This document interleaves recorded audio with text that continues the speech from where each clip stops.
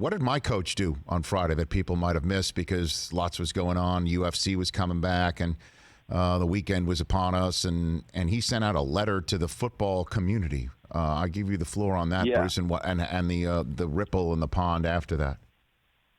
Well, I think he's trying to think big picture, at least in terms of he's talked a lot about some other issues, whether it's when kids can transfer, but also I think in this time it was like basically who could be cleared and when to leave early for the NFL, as opposed to sitting out, having to wait 3 years from when your high school class. Right, and I do want to jump in here for those who may not know. We're referring to Jim Harbaugh of Michigan when I say my coach. So I don't want to assume everybody knew what I was talking about. So I'll give you. Sorry, I didn't mean to interrupt. I just wanted to get in there.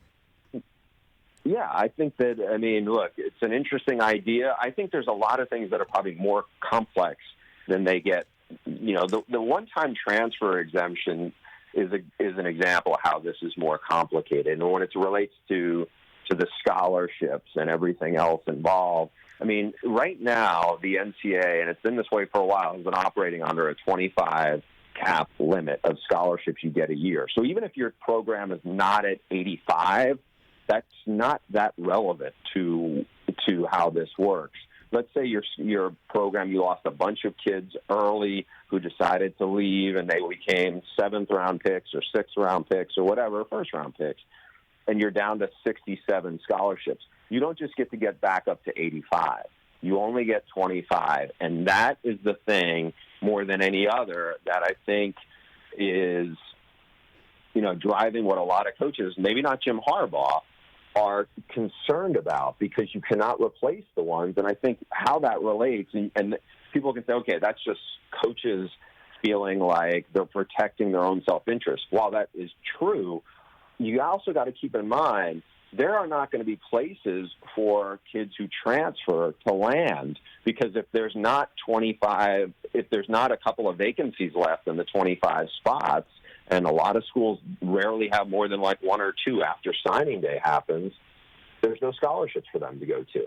And so what happens, and it's happened a lot with the portal already, is players end up thinking, oh, well, this school offered me out of high school. Yeah, but that was out of high school. They filled those spots probably. They may not have room for you. And so a lot of times kids announce they're leaving. They essentially give up their scholarships, and they end up with nowhere. I did a big story on The Athletic last week about this very thing.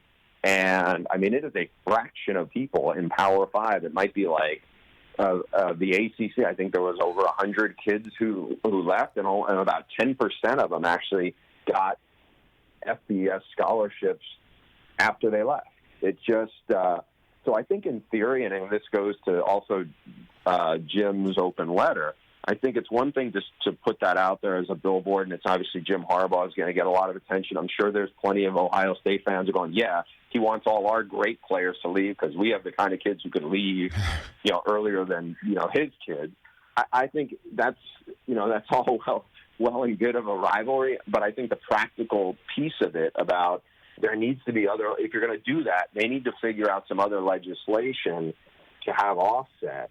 So it's not like there's a road to nowhere for people who are leaving and there's no scholarship opportunity for them to get.